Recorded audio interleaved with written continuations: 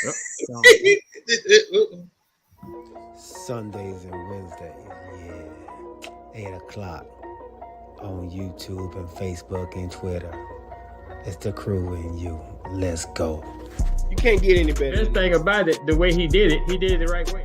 With the crew and you, to the crew and you. Do y'all have anything to say about What up, baby? Welcome to the crew and you. Congratulations to my dog, Chuck Little John, the OG. Y'all didn't notice I've been changing hats all night, have you? No. You've been doing that. And so look, let me tell you, those dudes were the first one that I ever seen with the full tracksuit and no drawers. You know what I'm saying? Understand that you can be at the bottom, you can be anything you want to be, and when that happens, you can be a champion like me. Can you imagine 100 people just all yelling? With the crew and you, to the crew and you. With the crew and you, to the crew and you. What up, baby? Welcome to the crew and you. I'm your boy G. To my right-hand side, we got SCSU #1 fan. We are South Carolina State, Chuck Little John. And underneath us both, man, we got the Cater silliest going in and out of the show already, man. Corey Davis. What's up, my dogs? What's happening? What's up, fellas? Man, we have a great show. Great show today. I think we're finally going to get our guy on, James Ragland, from South Carolina State University, man. So it should be an awesome show, man. Like I said last time, he has some great things that he needs to talk about that can help our youth out, man. So I'm definitely excited about having him on today. And of course, we're going to talk about the NBA playoffs right before it gets on, man. So everybody tune in. Larry Wright, my dad, man. Thank you for rocking with us, baby. Welcome on. Everybody out there on Twitter, Twitch, Facebook, and YouTube. Thank y'all for rocking with us. This is episode 3, season 4, man. We appreciate each and every one of you all. But first, before we get into anything, man, we have to pay some bills. So let's go.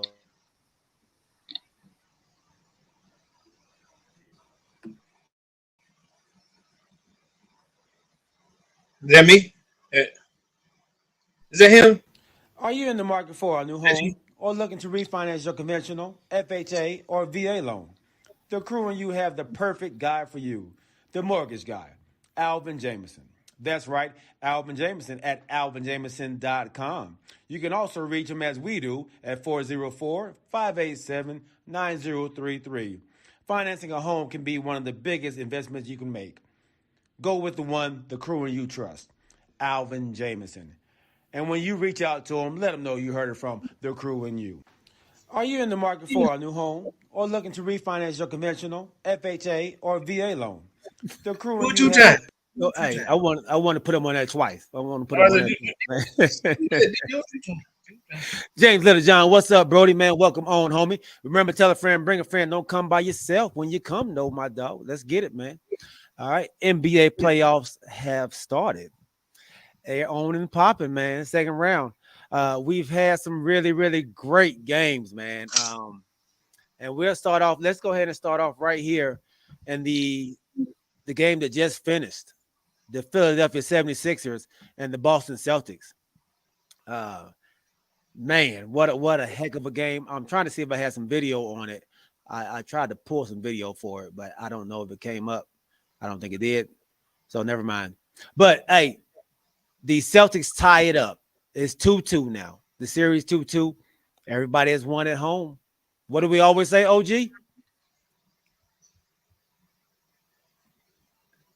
You muted, OG. I said the series does not get started until the away team wins the game. There you go.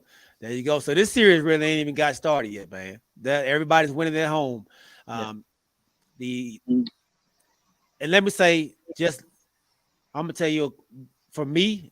Wait a minute, G. Whoa. This has started. Oh, that's the first game. The first, yeah. That's right. Oh, that because they both of them won away. Both of them won away. My bad. So yeah, this series is on and popping from day one. Right. Yeah, it's on and popping from day one. All right, so I'm gonna tell you, James Harden has turned back the hands of time. Every other game. The last 2 games or 3 games, he's been James Harden of old, James Harden of Houston. Tonight he put up 42 points. But the night before he didn't do that though. He had like 13. The 2 games before that, he had 28 in both games. Yeah. Together. Together now. Together. That's what I was saying. Yeah. Yeah. So he had the first game, I think they stole the first one, and that's when he went off of like 48, right? Yeah. And then he was off the next 2 days, and then I guess he showed up today. Yeah, games 2 and game 3, he was off a little. He was off a little He bit. came back today. Yeah, right. That was so he's doing this here. He turned back the clock, but he need a day off, and then he'll turn it back on. I know jumping the gun, but kind of like your boy. I know he jumping the gun, but he kind of like your boy. Ooh. He talking about 80. He talking about 80. We gonna jump into that. We gonna jump into that. Yeah. But all right. So with the series being 2-2, man, what are y'all thinking? What are y'all thinking? This is this going 7? It's going 6. Sixers, Celtics. Who you got? Let's go with you, Corey. Well, it's definitely going. We already know it's definitely going 6. These players they're going up and down for me. You know what I'm saying? All the series, but I'm thinking it's going 7. You know what I mean? Because nobody's taking control of the series. Where they just start to walk away. I think they're all kind of sort of evenly matched. Nobody's showing their dominant hand. Or like the OG was saying, there's similarities in different series with different players where, I'm gonna go off today, and then I expended, I gave it all I had last game. I need this game off, and then I'll come back the next one, But I'm saying most of these series that I'm looking at are going probably 6s and 7s, in the series.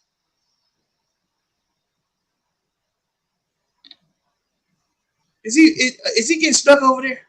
I think so. As for me, I don't know. I guess it's hard to say whether it's going to be 6 or 7. Somebody go, if Philly can steal another, then you don't know what's going to happen. But it's so topsy-turvy with this series.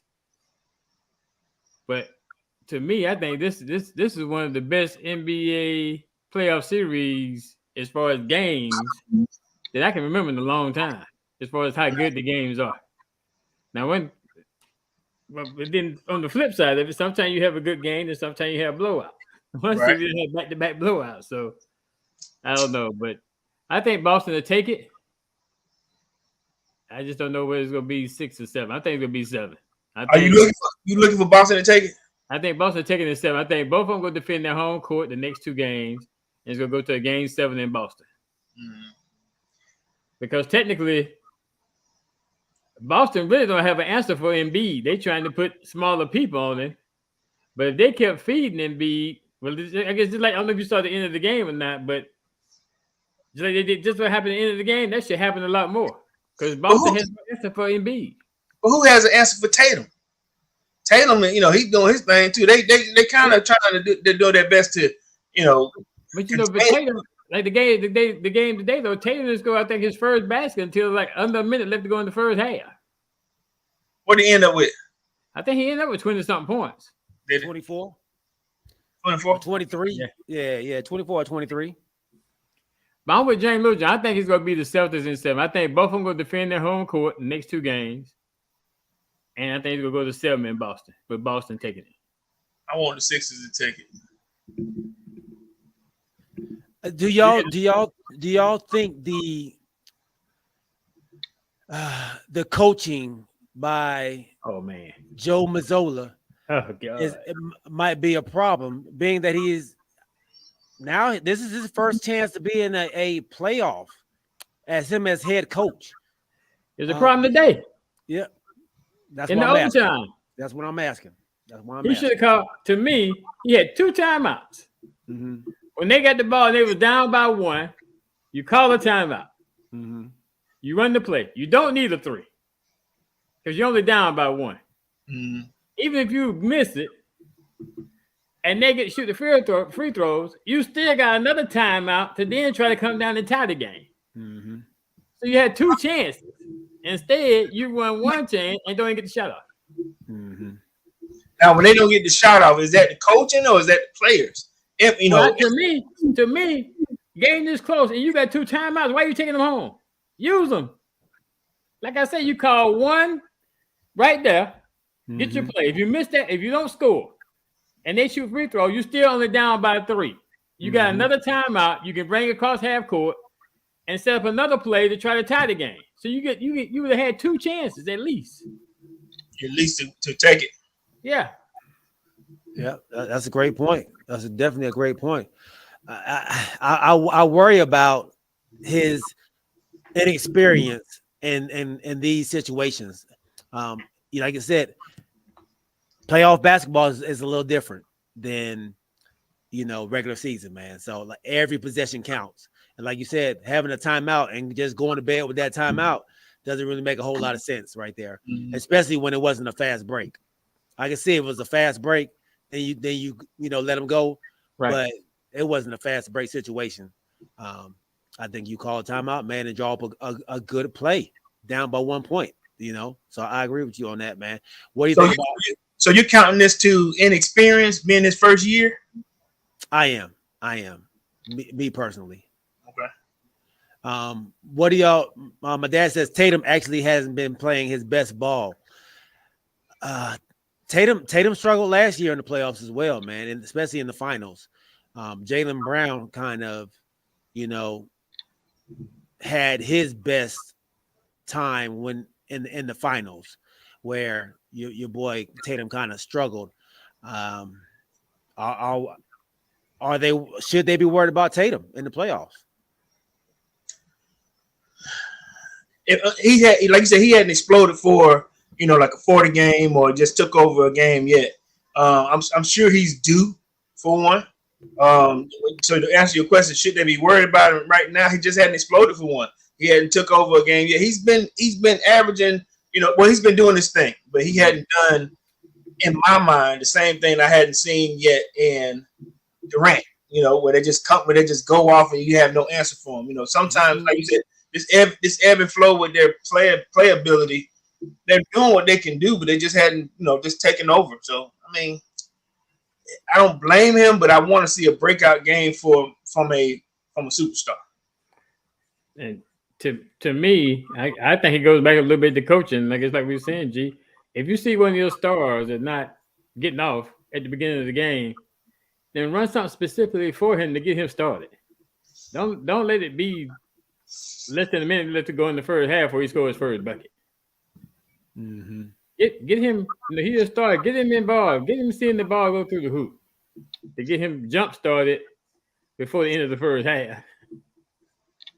I can go for that. He freezing up again. Yeah, he froze again. Come cast my ass. Listen. So until he come back, now let me ask you this: am I wrong with this one? But wasn't it Ime Udoka's first year? There you go. All right. Yeah, it was. It was. Go ahead, G. Okay. Yeah, it was Udoka's first year, and Udoka. Udoka. Was it his first year? Yeah, it was his first year. It was first year. Okay. His first year, yeah. So he ended up losing the job after his first year and taking them to the finals. So I'm just trying to say, are we being fair with what's the new coach's name at Joe Mazzola? Mazzola. Are we being fair with Mazzola, being that this is his first year in the playoffs, not the finals, but just in the playoffs? Mm-hmm. Are we being fair to him with the experience? Because he was.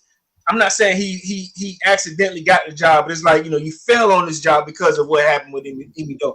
Mm-hmm. Can we honestly say that it's his fault behind coaching? Like I said, not just him. You have a staff. Nobody else lost their job. Everybody moved up a position. Mm-hmm. It ain't like he brought in somebody from here and there. It's the same squad from the previous year. The only thing that's missing is the head coach. Are we being fair? Or are we saying that they should have learned from the situation of being under Ime Udoka because nobody lost a position here? I just want to make sure that we're being fair with the criticism, of this first year head coach in the playoff situation. But technically, this is their second year in the playoffs. Mm-hmm. But this same, them too, definitely. And Udoka came from the being assistant coach as well under Brad Stevens. Brad Stevens. Yeah, under Brad Stevens as well. So both of these players, I mean, these coaches were under Brad Stevens anyway. But I believe did Brad Stevens make it to the playoffs? Yes. Okay, so they've been here. They've been here. Yeah, this squad has been in the playoffs for several years. So they have that type of experience, but being the head, in charge is a little different. So I think, and he's very young, man. I think he's only like 34. Like he's a super young coach. And so, sometimes it takes a lot of cojones, man, to make those decisions like the OG said, calling timeouts at the right time, to draw up a play to try to win the game in the playoffs. They spoke to him after the game, and he said that was the right play. I guess they were just a half a second too late. Executing it because Smart got it off, but the time was off by the time he got it off. Yeah. Joe Mazzulla is 34 years old. 34. June 30th, 1988. Yeah. So he's a young guy, man. He's a young guy. Welcome to the show, Remus. Welcome to the show, big homie. All right, man. Let's move on to the Knicks and Heat, where, the doggone Heat, bro. They go back home. And I think we talked about this on the last show. Jimmy Buckets smiling at the New York fans while he's walking out, giving them the double fingers because he knew he'll be back in Game 3. And he came back with a vengeance yesterday. Like he never been hurt. Like he never been hurt, man. Putting up 28 points, giving the Miami Heat a 2-1 lead over the New York Knicks, man. Tell me what y'all thought about his performance yesterday, if y'all did have a chance to check it out. Let's start with you, OG. Yeah, I saw some of it. I didn't see all of it, but yeah, like I said, he came back like nothing ever happened. Mm-hmm. Like normal Jimmy Buckets. And I know I hated to say it for those Knicks fans, but the way they playing right now, it's gonna be hard for the Knicks to beat the Miami Heat. 86 points is not enough. Not to beat the Heat, yeah. Mm-hmm. You're right about that. Buckets came in with 28 points, 9 for 21. Man, listen, it's not like he was having just a breakout game, but he was always in a play. He was always in it, and then you see the difference in the control of the game when he's in it. You know what I mean? Mm-hmm. You see the difference in how he navigates, how he points out, how he's talking to the players, how he's talking to it, and really, like you said, this is the catalyst for the Heat's team. You know what I mean? Mm-hmm. But I think me and OG been singing his praise too. Buckets.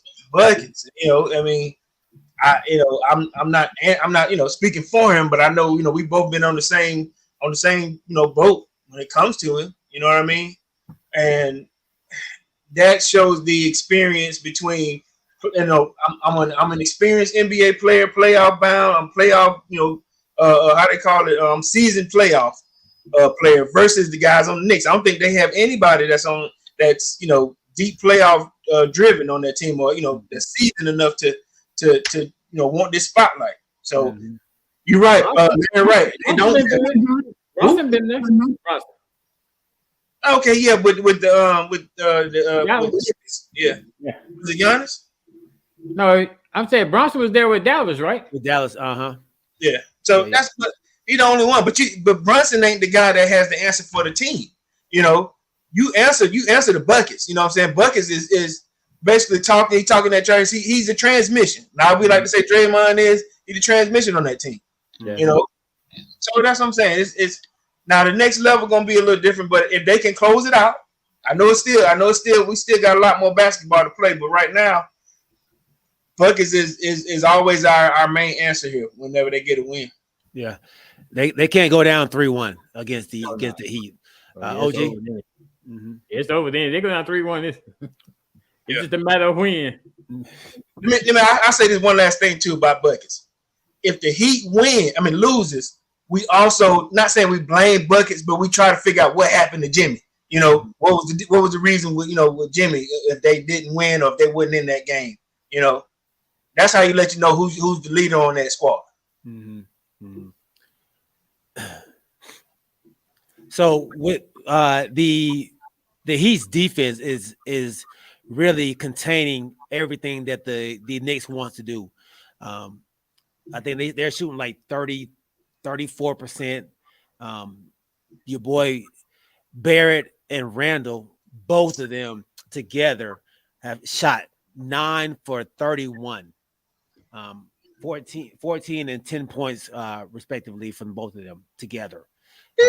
Which is not good. Randall's 4 for 15, RJ Barrett 5 for 16. They have to shoot the ball better. They have to make better decisions with the ball, and they have to be more aggressive. They have to get to the basket. I think they're settling a lot for threes. There's no reason for Randall to be shooting 5 threes in the game. He went 0 for 5 in threes. RJ Barrett as well, 2 for 7. They're not great 3-point shooters. When they're rolling, yeah, but when you're not rolling, you don't need to be shooting those threes. So they still living off Randall because he was in that 3-point contest, which we don't understand why, but they still think that he, this dude got range. All right, and yes, and yesterday, another game yesterday, man. The Lakers come back from a throttling that they took on Thursday from the Golden State Warriors. But they come back on Saturday and return the favor at home to the Golden State Warriors with a 127-97 win. Go ahead, Corey. You saying he has something to say already about this?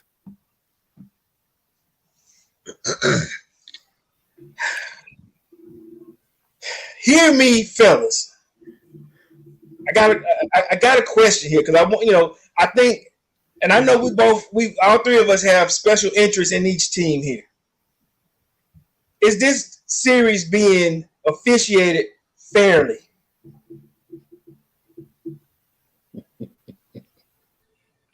Come on. Don't get stuck now. I know that right. Wait, kick in. Where your internet at? Look at this. Oh, my Lord.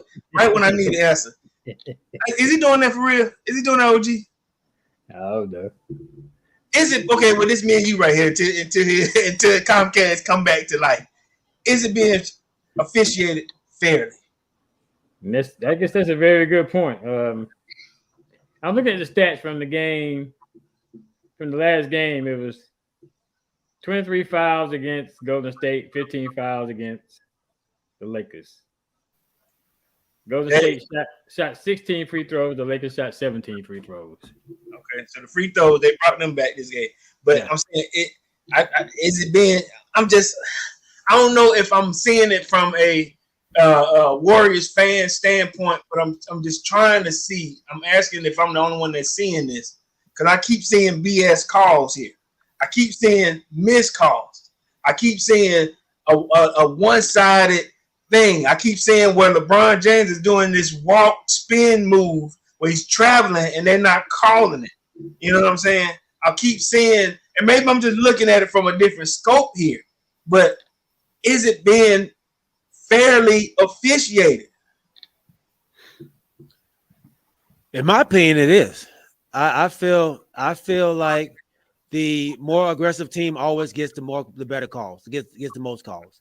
I feel like the team that plays the most physical sometimes gets away with more stuff. The one that plays the most physical will also get the most texts. No. The one who cries to the refs gets the most texts. Not the one. I don't cry, G. Not as often as some other ones. Like, come on, G. Let's be real. Let's be real. Draymond Green cries to the refs more than anybody out there. LeBron too. Does he cry to the ref? Or does he talk to the ref? No, what's the difference? Wait a minute. Did you say what's the difference? You trying to push your agenda? No. What you do? He talks to him. Hey, I got pushed right here. Did you see that? No, I didn't see it. Well, next time, watch it for me. Draymond says, "No, what the hell are you doing? You're not making it back." There's a difference in how you talk to the refs. Everybody knows that. Draymond, like you said it before. Draymond don't know when to shut up. He don't. I'll give you that. I'll admit that. So how about this traveling that they don't call on LeBron? Honestly, I don't know what a travel is in the NBA no more. I've seen I've seen your boy. What's the center for Golden State? I seen him catch the ball up top and just move around. So Looney? Looney. He catches up top. He just moves around until he finds a spot that he wants to stop at. Are you serious? Hey, how tall is Anthony Davis? 7'2". Yeah, about 6'11". How tall is Wiggins? Wiggins 6'3", 6'4", 6'7", about 6'7". Is he 6'7"? Okay. Yeah. So did you see that play? The dunk. Yeah, he got dunked on. Did he get dunked on? That's basketball, man. Ain't nobody.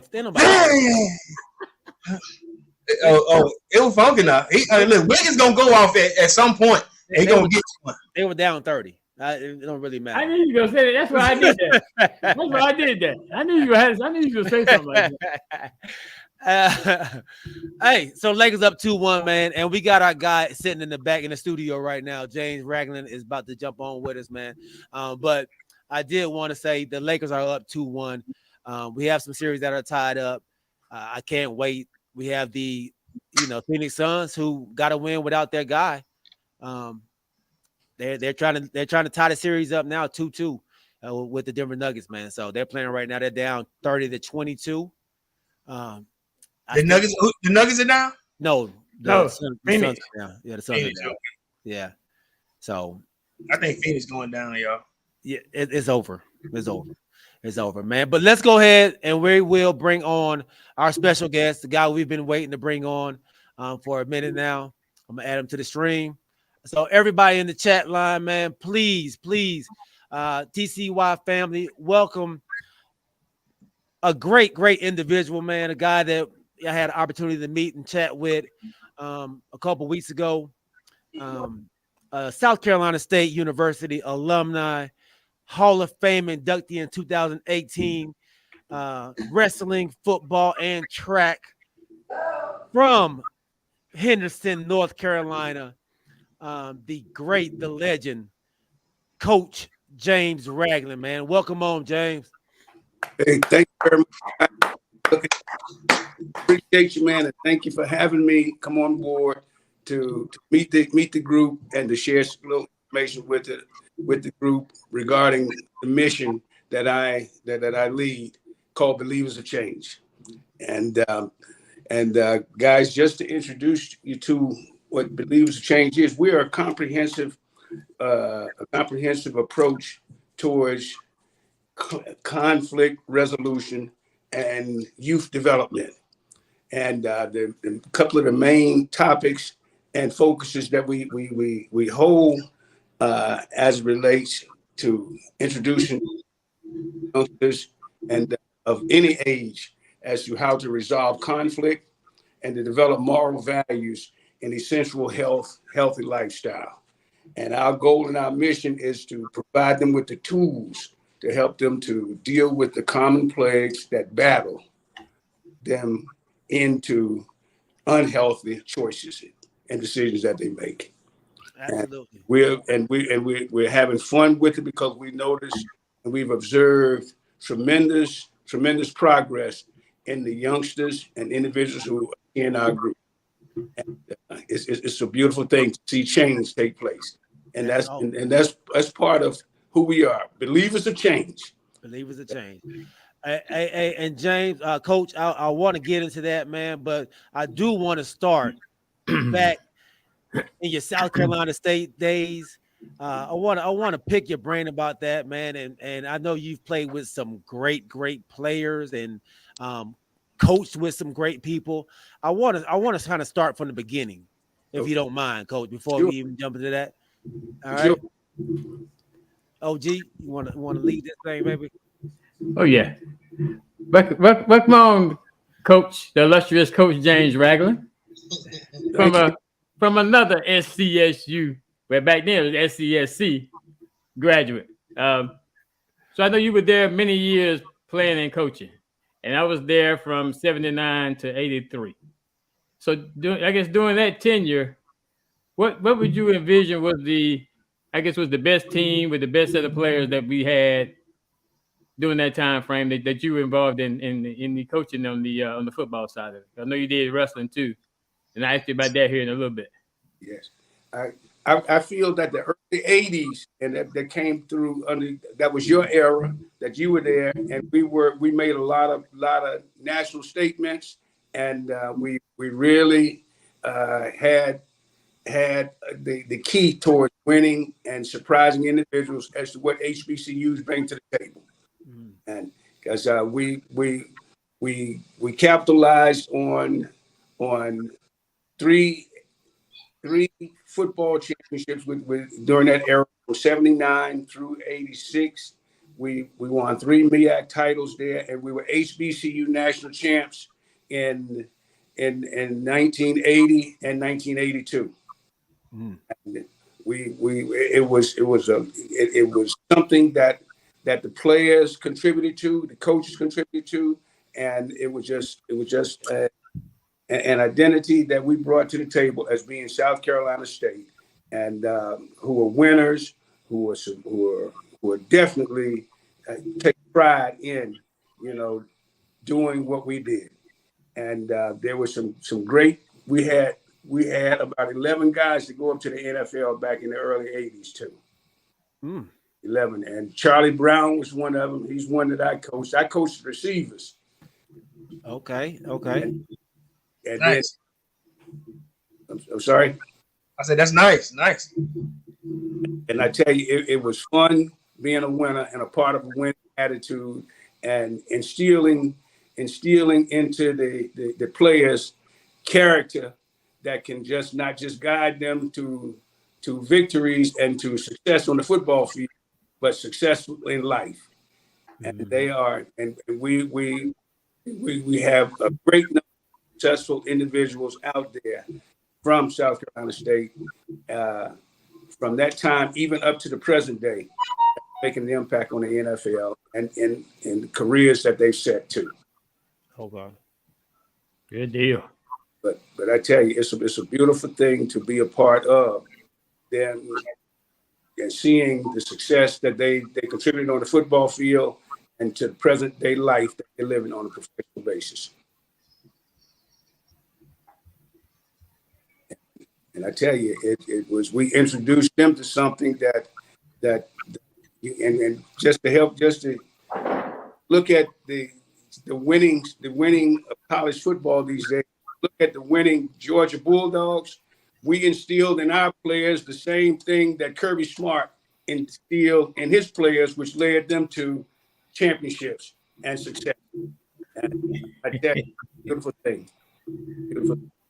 And I'd love to piggyback on that, since you said, the championship Georgia Bulldogs. I really appreciate that. Coach, let me ask you a question here, because you were saying you're an advocate for leaders of change. Nowadays we have coaches who, and we brought this up in the past with different coaches that have come on the show, who have led their players, in different ways. Today we were hearing about a mass shooting of a guy who was, I guess, led astray, or put in different places. I see that you work in the correctional facilities or in that industry as well. Am I correct with that? Absolutely, you're correct. Now, with those guys who are trying to, like I said, make change or get back into, I guess, regular life, how do you help them transition from being incarcerated to back on the street, so they don't, make that change of going back to what they used to do? Like you said, with the shooting, or trying to, when they just don't understand how to get back right, how do you help them before they get back into normal society? And one of our key focuses is to help the individuals identify the self. And as they identify themselves, it's just changing the way they've been thinking, because the self hadn't been a priority towards them. And what they've been focusing on is the identity that everybody else around them bring to the table, and forgetting that they are the most important part to the part that they play. Mm-hmm. Instead, there's confusion, conflict with what they absorb and what they process, and from a mental standpoint of view, their thought process. We focus on changing their way of thinking by identifying situations which starts off with communication, and that's what they see and what they hear, and just the emotions that attach to it. Just transitioning them off into identifying, the different emotions that could be developed behind what they see and what they hear, because that's communication. Because many times they've been wanting to control situations and things that's outside of their control, and they've been using different strategies such as the violent approach, and it could be just verbal and it could be physical, and it's been leading them into the consequences that they've served. But in introducing them to this process, we have ears. We listen to them and their story, and they share that with us.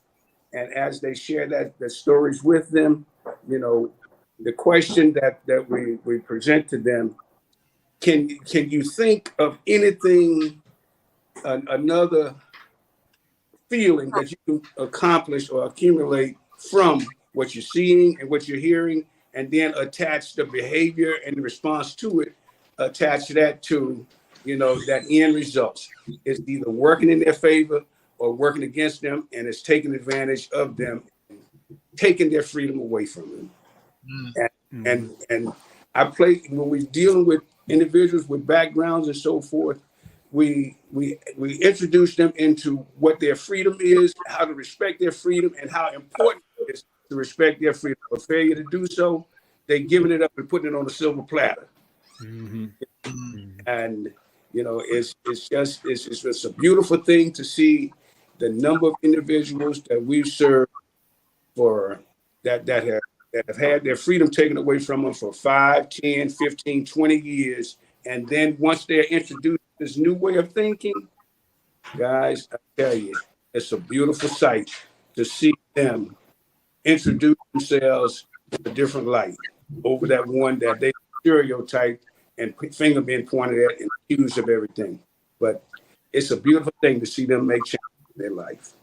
I appreciate that, Coach. I tell you, and I share some with you guys. When I worked with the group, I in my interview, I asked for the most problem individuals that they have, and I let them know that there isn't our technique and our skills and our relationship that we develop, and the outcome is, and I give them a scenario. If I can't make a difference in the individual's life, it ain't a cow in Texas. Ain't a cow in Texas. I appreciate that. I like that. So Coach, Yeah. Where did you get this leadership mentality from? Is this from Henderson, North Carolina, or was this something that was born in South Carolina State? It was established through the journey that I traveled from my hometown of Henderson, North Carolina, to South Carolina State, and being introduced to Coach Ori Banks and Coach Willie Jeffries, and they brought something to the table that really enhanced the quality of the players and our future too, and that's called discipline. And he introduced you to it, and it was a new light that really turned the athletic program that South Carolina around and led to the success and leading individuals into the NFL too, because they took something with them, and that was the desire to win, to give it their all, never give up, and be the best that they can be in every snapping of the football. And I tell you, and as I shared with Brother Wright there, I played with some of the NFL greats, Hall of Famers, Donnie Shell, Harry Carson, Barney Shavers, and two of them are in the NFL Hall of Fame, and we're still in contact with one another today. And they market and sell the same line or the presentation of their turning point, and it was coming to South Carolina State and being introduced to the mental side of the game as well as the physical side of the game and the total involvement in participating in those events. And I do the same thing with that mindset in dealing with the clients, sharing with them that there's something in there. And my goal and my mission is to introduce you to that part of you that will bring about a new you and a greater feeling about who you are, how you feel about yourself, and just feeling different than you already have. But it's a beautiful gesture. And I share something that we use too that assists the clients. It's a therapeutic approach called moral therapy. It's the sister child to cognitive behavior, and that's one of the key theories or approaches that we use in letting individuals know that their change is definitely available for you if they change the way they think. Just challenge it and not allow others to do their thinking for them and point the finger at them as being at fault for the whole process of negativity. Coach, we have a question out here in the chat line, man. James Littlejohn says, Coach, what do you think about Deion Sanders' coaching style? Deion, I was very proud of Deion and what he brought to Jackson State, and what he brought not only to Jackson State, to all of the and especially HBCU programs across the country. He made an awesome statement when he shared with them his strategies and his approach toward the game. Because he prime time. He said he plays a great football game, but that's not the prime time. His prime time is the energy and effort that he put into practice. Mm-hmm. You see, and he just carried that prime time mindset onto the game situation. But just that positive attitude that he brings and that encouragement that he brought, it definitely brings a lot of fertilizer across the country. He's going to make a statement this year, starting with Colorado. Okay. So Coach, I got another question. So you mentioned Willie Jeffries. I know he was there when I was there. Bill Davis had a tenure there, and now we have the illustrious Oliver Buddy Pugh. Buddy Pugh, yes. He's been there since 2002. Since 2002. So what do you think that the next directive is going to be for South Carolina State I'm sure he's not going to coach. I guess I don't think he's going to coach that much longer. What do you think the next directive would be for South Carolina State as he retires and then we progress on? I've talked to a couple of players and it's a process, and I've talked with several guys who have gone on to be who they are and successful in the NFL. And I share with you one. I talked to Charlie, and Charlie is on hold. He's coaching now, but bottom line is, like I told him, just be calm, just be patient, and just what. And I share with him my identifying of Charlie Brown. Charlie Brown he can be to South Carolina State what Deion was to Jackson. And I think Charlie has a lot of connections up there with guys that he played with, guys that he's interacted with, and like I told him, he would make an excellent coach at South Carolina State because he brings a lot to the table. Okay. But that was just a private conversation that I had with him. But I just told him just be patient and just put your name in the hat. And I will definitely do all that I can to back him and support him, and that he would be the next Buddy Pugh or the next Willie Jeffries at South Carolina State. Good deal. Yes. Love to see that. Love to see that. I'd love to see that being Washington Redskins / Commanders fan. Yes, absolutely. Yeah. And Charlie is he's thinking about he's really thinking about it, but he's happy and satisfied with the results he's getting at the coaching stage that he's working with right now. Okay. Awesome. And I tell you, Charlie was a special one. He was a special one. And I share with you too, that same during that same era, I had 5 individuals that go up to the NFL and in the USF football team too. Okay. And like I coached a couple of defensive backs that also played too at senior years. A couple of them are from here, John, Judson, William Judson. He played with the Dolphins. Yeah. I coached senior year, and Dexter Clinkscale, who played with Dallas, and that was their senior year. And then I transitioned over back to my receivers, and we moved on from there. And guys, I tell you, it was a wonderful environment. And to this very day, man, it wears off on me when I'm working with youths and trying to manipulate them and try to turn their lives around. It's just like the coaching mindset is attached to all of the theories and techniques that strategies. Because bottom line, my motto is never give up. Give it your all, give it your best.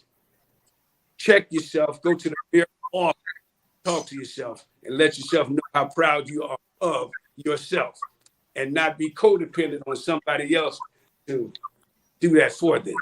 Amen. It's working. Yes, sir. Coach, let me ask you a question. I see here, that you are a anger management and domestic violence specialist. Yes. I see that, you said right under that believer of change. Now, how do you bridge the gap or put together coaching and the domestic violence specialist and anger management? How do you put those together with coaching? How does that work for you? It's a positive attitude. No matter where I go and whoever I'm around, I'm always shining with a positive attitude and presenting that way. And that's how I get to meet so many people because of a positive attitude. And many of them think that, they can't believe that this takes place.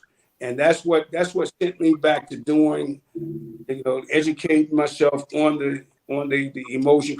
I specialize in anger management, and I specialize in family violence too as well, domestic violence. Mm-hmm.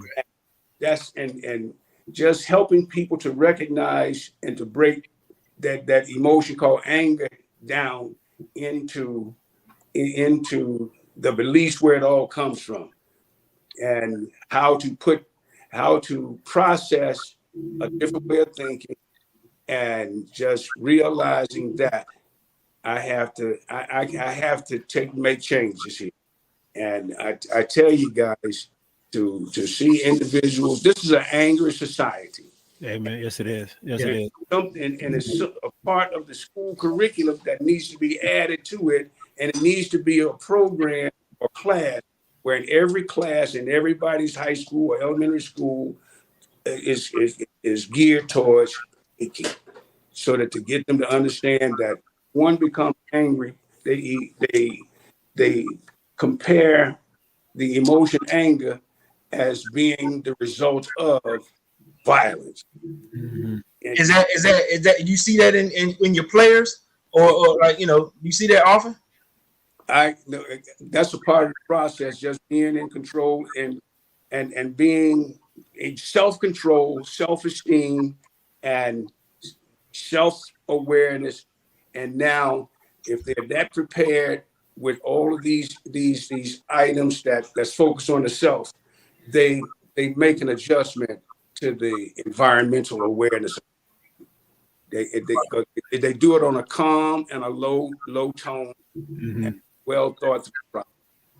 And they recognize it. And guys, I tell you, I have seen throughout my career with facilitating anger management groups and the domestic violence part, I have seen some angry individuals, and identifying what is missing and what they're capitalizing on and holding on to is that process called control, dictating to others as to what they feel they got to do for them. And they just forgetting that they cannot change or control anybody or anything that they see and that they hear, because all that goes into these things here and these things here and go there is tangling with those beliefs that they got embedded in there and they've had all of their life. And then there's a question that I ask you. After you see something that really is upsetting and disturbing to you, after you've thought through it, and then the result comes, they get their freedom taken away from them, or they lose their job, they lose their health, and so forth. And my question is, well, how did that work for you? Did it work for you? Did you benefit from it? Can you think of another way to do it differently? And that brings them all the way back to the cognitive piece of thinking, just processing what you see and accepting the fact that I cannot control. And that's where timeout comes in at. That's where timeout comes in at. Because I bring examples to the table with football plays. I said, now, if a team runs something on us, they pick up 10, 15 yards. You might see a coach doing this here and bringing the team over to the side to readjust their approach, their thought, and what they see and what they hear. And just focus. And I tell you, man, it is a wonderful, wonderful experience to see individuals that people have given up on and just reported and told them that you will never be anything in life. And you know what? I share with them that same personal experience, because I was told that my junior year in high school. And that just influenced me to continue to give it my best, give it my all, and win that athletic scholarship to South Carolina State. And when and just a little personal piece, every semester, the holidays while I was at South Carolina State, when I go back to Miss, her name was Miss Bullock, and I thank her for giving me that information. Because it really drove me to becoming the best that I. And that goes back to the motto that I shared with you too, and I share with the guys and the population that I share. Never give up.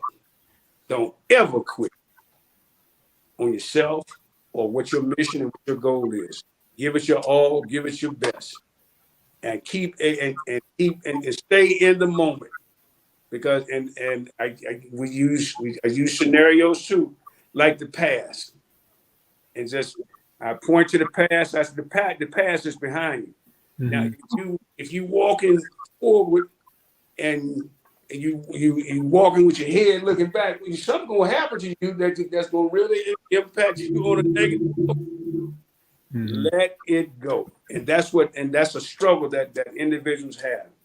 And they carry that struggle with them, that past, and they can't let it go because they can't accept the present present changes that somebody else has made. They want to throw that past up there at them and just keep them angry and bitter, but that's life. You know what? You describing my co-host, because one person can't change, which Galen, he can't change a lot of time, and then OG, he got anger management. You know what I'm saying? So he's your phone though, because these men need change on this. Wow, Corey, you gonna throw us out there like that? I appreciate it, Coach. And guys, another thing which I was a quick-tempered dude, man. I was quick-tempered, but I somewhere along the line turned that thing around and became very positive, very quick to say, time out. Let me get back with you. I'll holler at you. You see?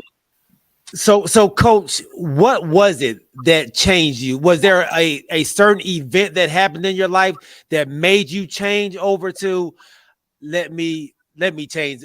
I didn't like what happened in this situation. Was there something in particular that really happened to change you to Yes. And that was and as with my bio, you share with each other that I was a three sport letterman. Mm-hmm. I came to South Carolina State on track and football, mm-hmm. but I ran track for 1 year. We got wrestling, which was a new sport. Okay. And I didn't know anything in the world about wrestling. Mm-hmm. And because the only wrestling that I knew was that in the backyard, we grab each other, headlocking and stuff. Yeah.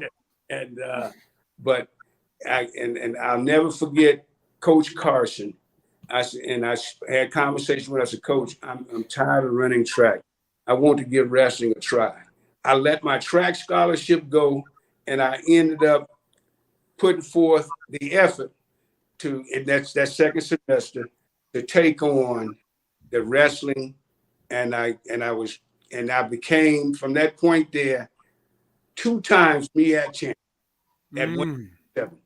And I went, well, my first year I took 3rd in the conference, but the next year champion.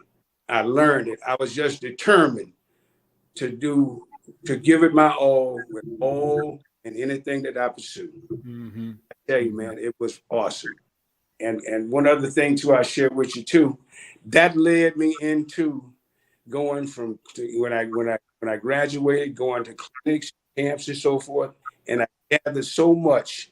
And by me getting out of college, going to the high school coaching there, okay, the state of South Carolina, I was the first African American head wrestling coach at the high school level in the state of South Carolina.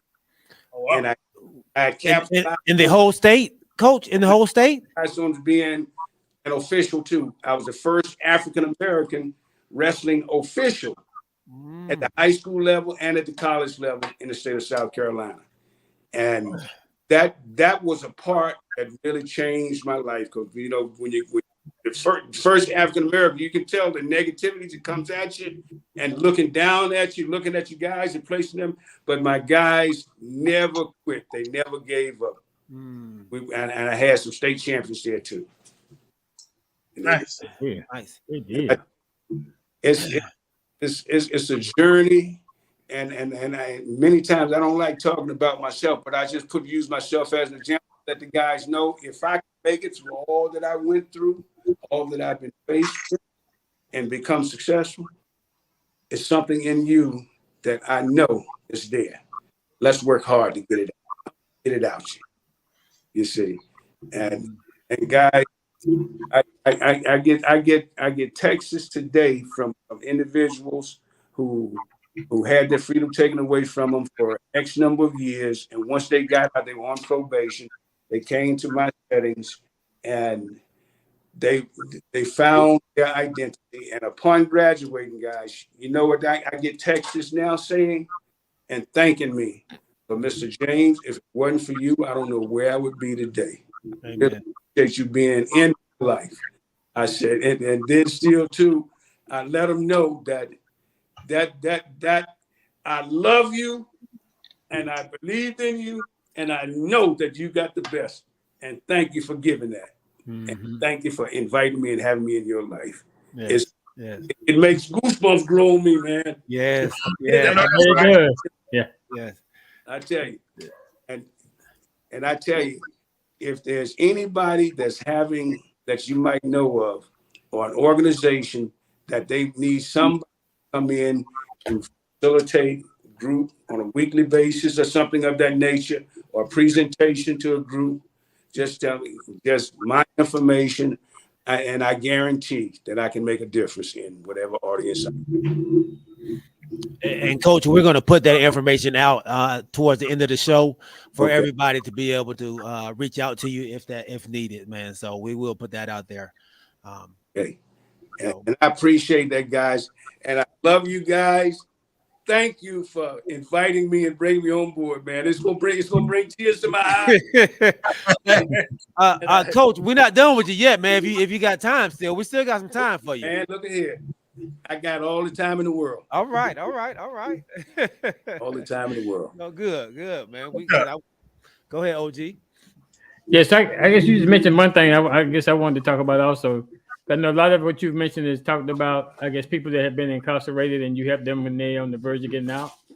And then I think you start leaning toward it too just now, where I guess if a parent or a family member sees that they have a family member that's going and heading in the wrong direction, I guess with your information, that would be a way that they could reach out to you also to try to help that person before they get to that point of incarceration. That would be great. And I honor that. Because the ones who are identifying that, they see the change is needed. So and what I call it, I said we can team up. We can team up with him, and I'll guarantee you we can make a difference in him or her, whomever it may be. What's your age range? It's adolescents through senior citizens.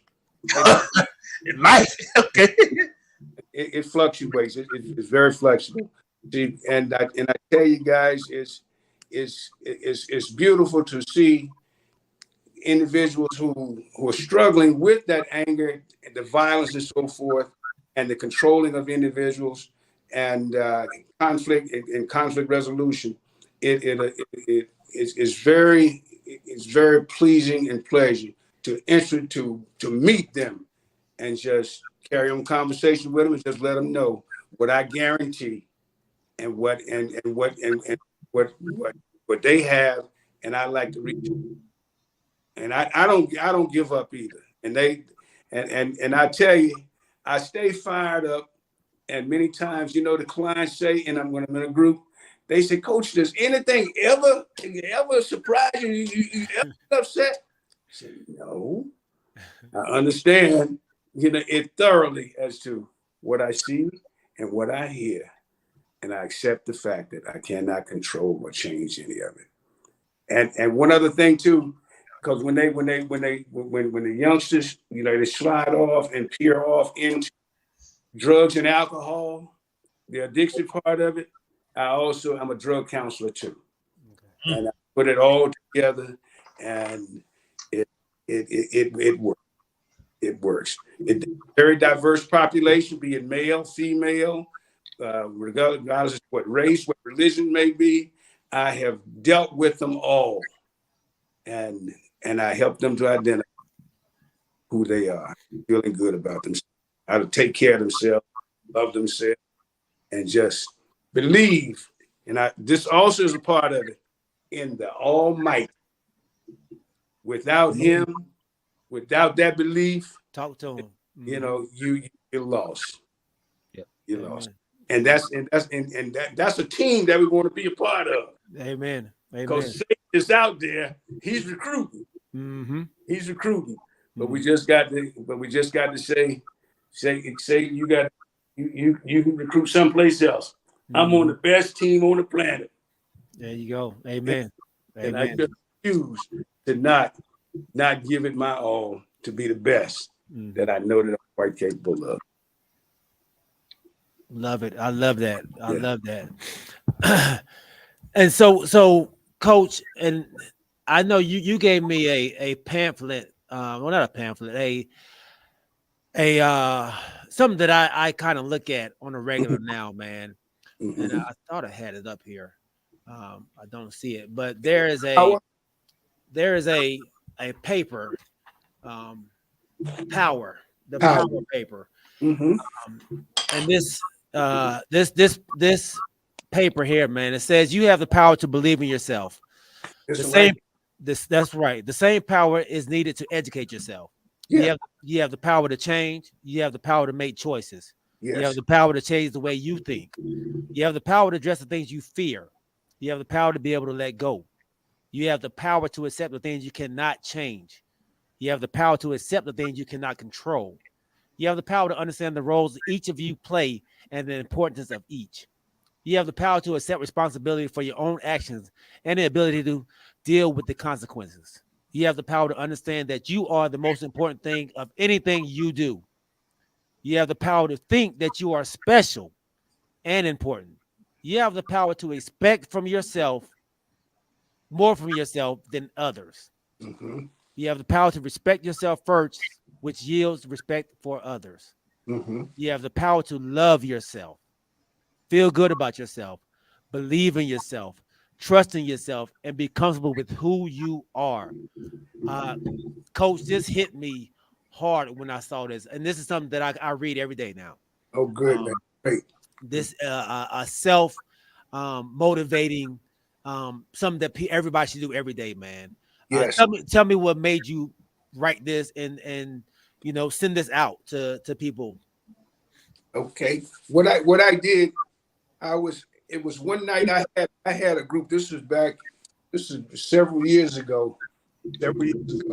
I had a group, and it was riding on me that what they were lacking, and that was the power to release that powerful piece and become greater, powerful. Because failure to do so is rendering them powerless. Mm-hmm.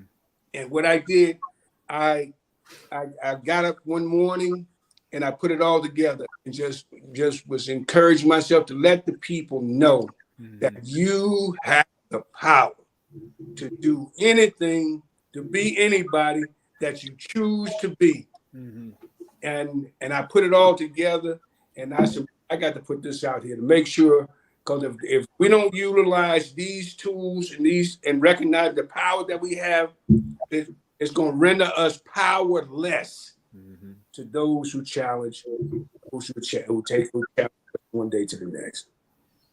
Powerless. Wow. Stay powerful. And if you recognize that all of these items, power stands out because we have the power. Because where the main power that we get to maintain that focus of the power that we got is through the power of the good Lord. Thank you. That unique being is because he has it. You guys know that he has a journey, a route paved for us. Mm-hmm. Mm-hmm. We don't know what the next step is going to be like tomorrow. We don't know what tomorrow is going to be. And we have the power to recognize that today is the most important day of our life. It's good. It's good stuff, man. That's good stuff. Yeah, that's real. Coach, if you don't mind, as I read up on this, am I right in what I'm reading here that in 2016, you entered the race for the Columbus mayor? For whom now? The mayor of Columbus. Is that right? Or that was somebody else? That may have been someone else. Okay, I apologize. Okay, I got it. I'm sorry about it. I'm saying he said, "Dang, Ragland entered the race for Columbus mayor." I'm like, okay, my bad. I'm about to say, he bad man, man. Change around there. I appreciate that now, but and I know that James Ragland might feel and think too that he is the greatest James Ragland on the planet. I know. See, but I am James Ragland too. I'm the greatest James Ragland on the planet, and I can't change the part that he plays. I'm sure that I am exemplifying the best that I can be and what I can do on a given basis. But that piece there, it really struck me. And this is a very positive piece that I pass out to all of my people in my sessions. And they just look at it when they first see it, they go down with the first one and they be shaking their head. Wow. And then that's when they do that, I just let them know that you have the power to be whatever you choose to be. Mm-hmm. But don't give up on it. If it hits the mind, just keep going, keep driving, and the best come out of that power that you utilize. Mm-hmm. Good stuff. OG. Yeah, I guess not to get away from what we're talking about though. I know you talked about wrestling and being the first African American wrestling coach in South Carolina, the first official in South Carolina.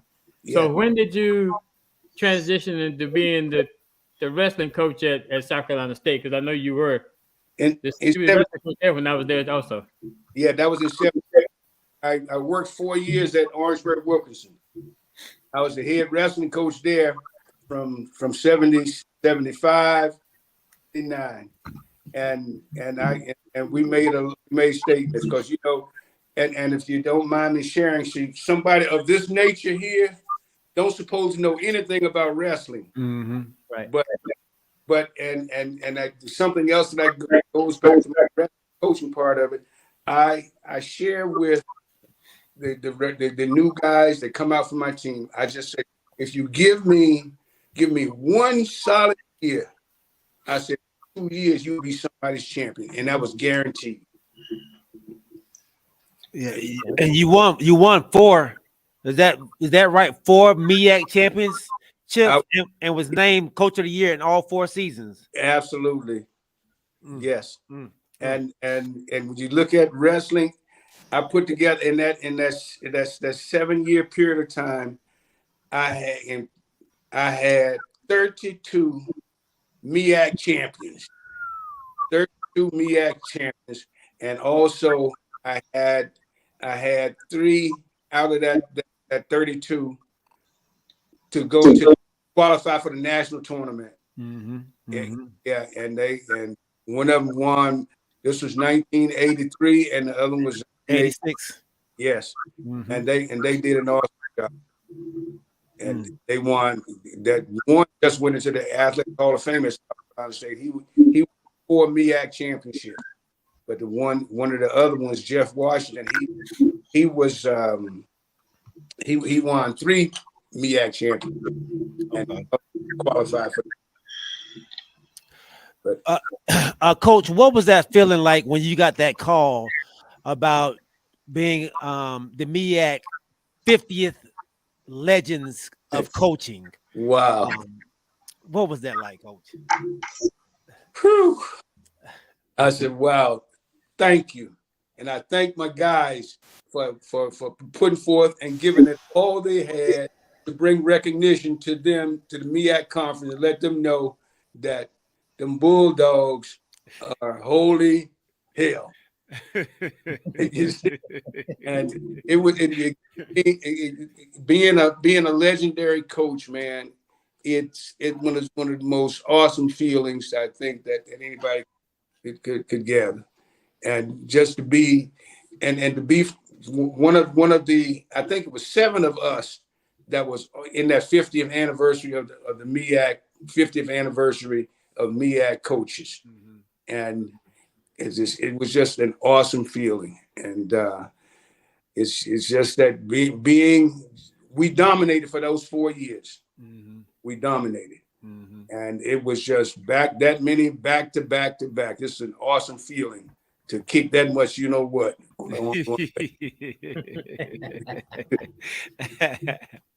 I know the OG likes that. Oh, yeah, definitely. I try to tell y'all how we represent, man. Y'all don't want to listen. Yeah.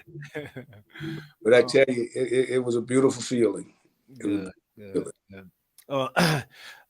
So, Coach, man, how did you end up in Atlanta from South Carolina? Well, when wrestling season ended, wrestling season ended in 86 because that was my last year, and because my major job was football, but I brought with it the talents to coach the wrestling program too, and so practically all of the football coaches coach 2 sports: football and tennis, football and golf. And I was football and wrestling, but I brought something to the table that when Bill lost his job, because Bill was there for Bill was there for a number of years, but he was head coach there for 7 years, and we had 2 back-to-back low seasons, and he was axed out of it, and they just released us too as well. But they kept wrestling for 2 more years, and then after that, after leaving there, I applied for jobs up in Baltimore, and I also applied for a teaching job here in the state of Georgia too. Okay. And my background is became very diverse, because I came over as a 6th and 7th grade science teacher, and upon leaving there, one year I was counselor at Peachcrest Elementary School, and then somehow or the other,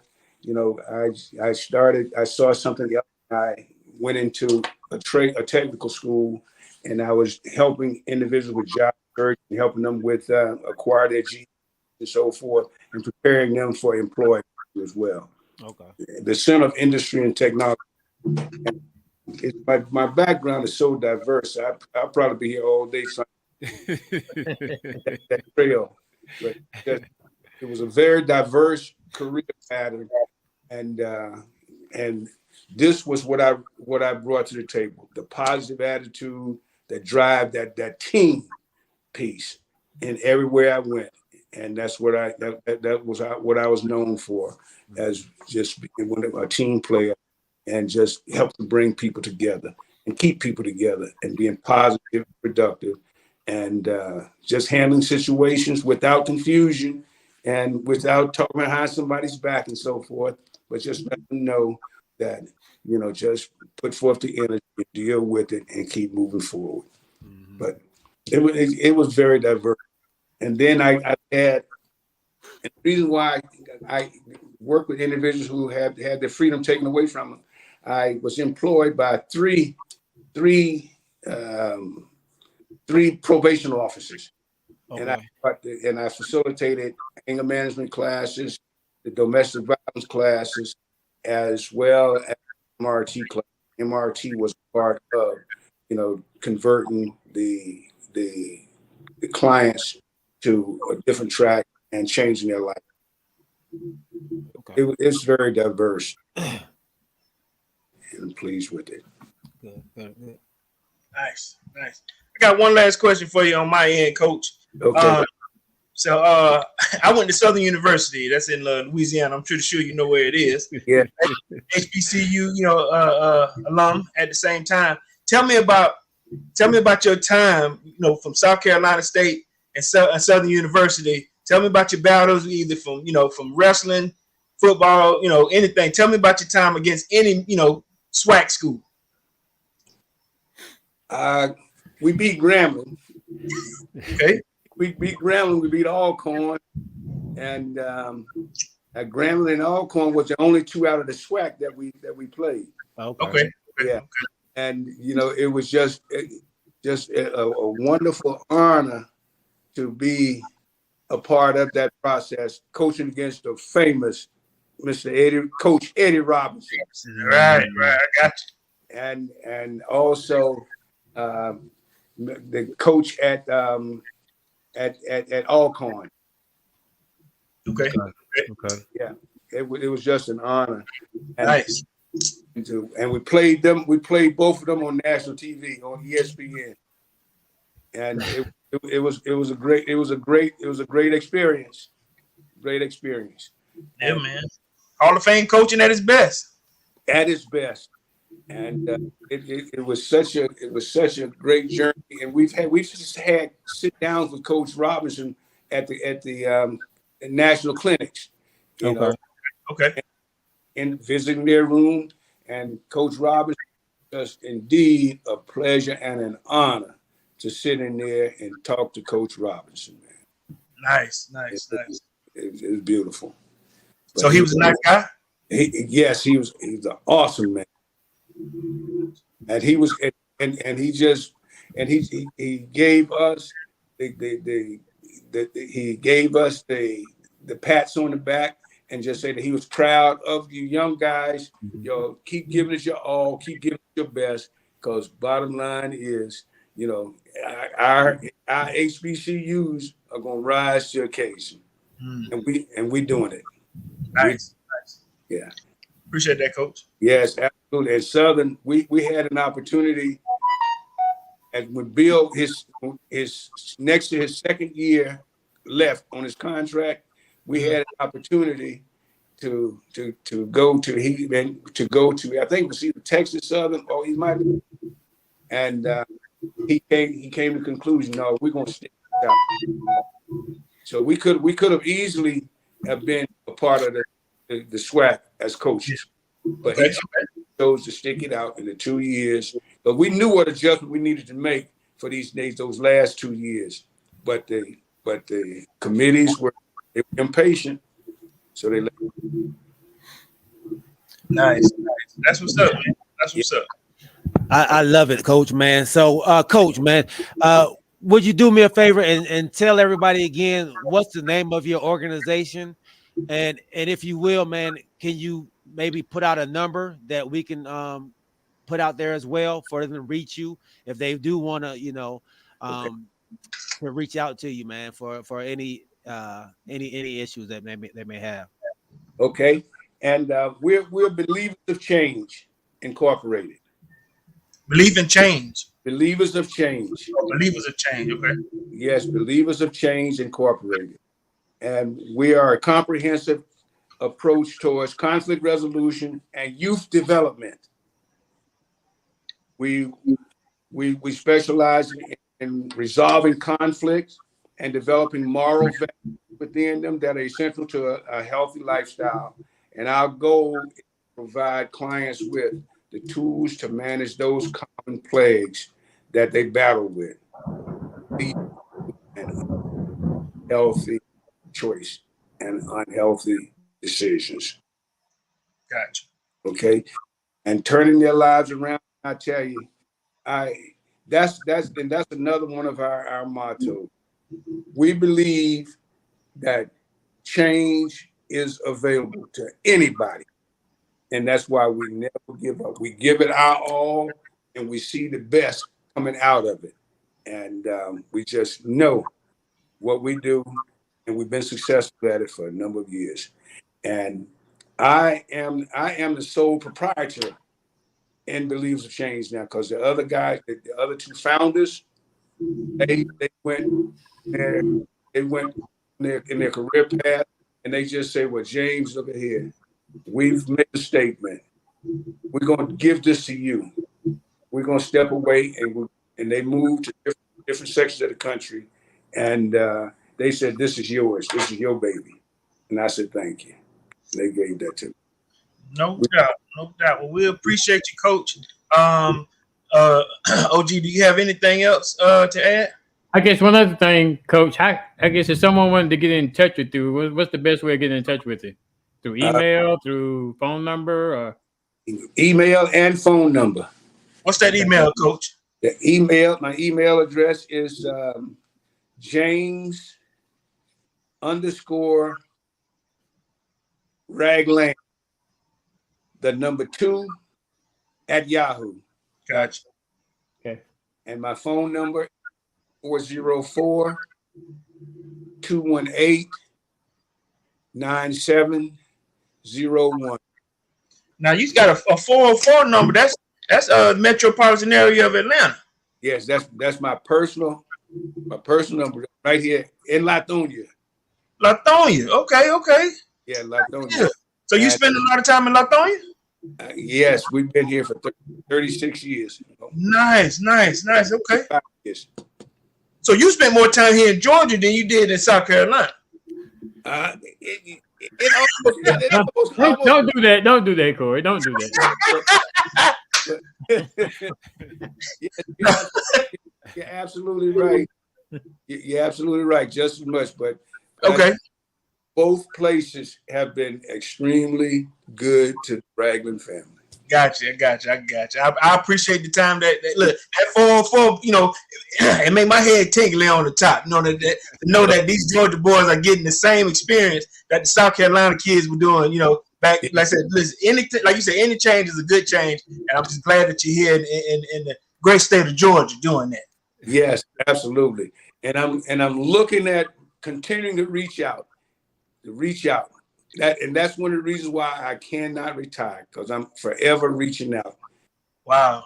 And I'm not going to give up on the young people, because I know that I can make a difference in those young people who are making these destructive and violent decisions. All right. I know I can. Awesome. Thank you, Coach. Okay, guys. And I want to thank y'all, man, for bringing me on board.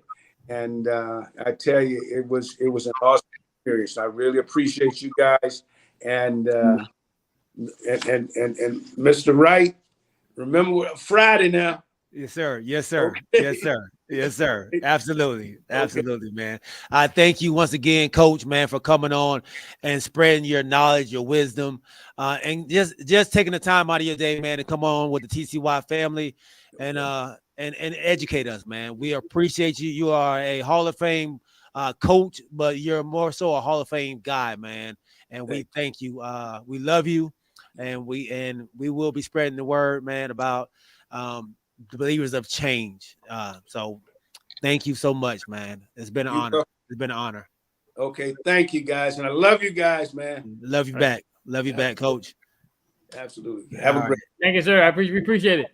Okay, guys. All right. Hey, G, before we get off, we know I'm an HBCU guy. I just want to give out condolences to the North Carolina Central University family. I'm not sure if y'all heard it or not, but they had a 22-year-old basketball player that's from Macon, Georgia. Yeah. That passed away. They're not saying what happened to him, but he was weeks away from graduating. Devin Butts, man. Yeah, Devin Butts. Yeah, Devin Butts, man. He passed away on Friday. Heck of a player. Great kid. He played for the Team Georgia Magic up in Macon, and in AAU ball. Like you said, he went to North Carolina State University, man. Just a heck of a ball player, heck of a kid. The AAU Georgia network family is all in mourning over the loss of Devin Butts, man. Like I said, prayers go out to his family. 22 years old. It's tough. Like you said, I don't think it's come out what happened, but I hate to lose such a young individual, man, at a young age. So definitely our prayers and our condolences, like the OG said, man, from the TCY family and everybody out there, man. We send our prayers and our condolences to you. I got one also, man. Prayers up to the Bowie family. Olympic gold medalist Tori Bowie, 32 years old, man. She died 2 days ago. Like I said, unknown death. I mean, it just happened. Like to consider herself one of the most fit track stars that they have out there, and to die at 32. Like I said, I was a fan, when they did win that 4x1 after getting scratched, and then end up winning on the inside track. So that was in 2016, if I'm not mistaken. But RIP and to Tori Bowie, great track runner for the United States. Yep, definitely. Those are her family too. Yeah, definitely condolences to her family, man. So, fellas, man, that was a heck of an episode, man. Great show by you all, man, and Coach James Ragland, man. I think he dropped some nuggets on here. It was a long time coming for us to get him on, and I'm excited that we had the opportunity to hear him out, man. So that writing that you read, Power, is that he wrote that? He wrote that. That's what's up, man. That was deep, man. They got a Facebook page. That's on his Facebook page. I was looking at it as you was reading it. Yeah. Get off stage. What it is? Okay. G-Time tell you wrap it up. So, man, we just thank y'all, man, for tuning in with us, man. Everybody out there on Twitter, Facebook, YouTube, and Twitch, man, thank y'all for rocking with us. My guy, James Littlejohn, Rodney Littlejohn, my wife, Crystal Wright, my cousin Matthew Wright, my guy Remus Cromwell, man. We appreciate you, my dad Larry Wright. We thank y'all for rocking with us. We will be back on Wednesday, man, 8:00. Make sure y'all tune in, man. We're gonna have another great show then. Make sure y'all also check out Ashley and Kamarie on Tuesday, and also my wife, the Right podcast is coming out again, man. So y'all be able to check them out as well. We thank y'all. We love y'all, and we will. Can y'all hear me? Yeah, I hear that outro music. That's what's up, you know. And let me know. Yeah. I try to add that in there, big dog. So yeah, man. Trying something new, man. So we thank y'all, man. We love y'all. Remember, keep your head on swivel, man, and keep God first, man. We will check y'all out on Wednesday. Hey, man, we are out. Peace, fellas. Great questions, guys. Great.